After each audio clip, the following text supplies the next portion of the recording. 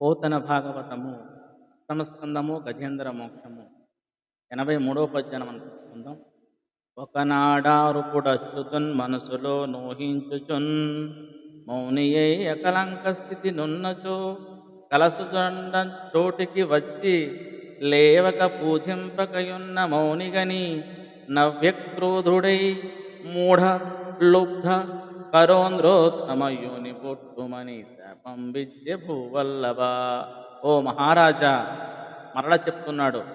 ఒకనాడా వృపుడచ్యుతిన్ మనసులో నోహించుచున్ మౌని అకలంక స్థితి నున్నచో కలసుజడండ చోటకిన్ వచ్చి లేవక పూజింపకయున్న మౌనిగని నవ్యక్రోధుడై మూఢ లుబ్ధ కరీంద్రోత్తమయుని పుట్టుమని శాపం విద్య భూవల్లభ. ఓ పరీక్షన్ మహారాజా, ఒకరోజు విష్ణుమూర్తిని మనసులో ధ్యానం చేస్తున్నటువంటి ఇంద్రజుమ్నుడు మౌనంగా మైమరిచి ఉన్నాడు. అప్పుడు అక్కడికి అగస్త్య మహర్షి వచ్చాడు.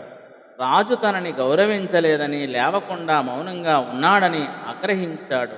ఓరి మూర్ఖుడా, ఏనుగు కడుపున జన్మించు అని అతనికి శాపమిచ్చాడు అని ఈ పద్యభావం.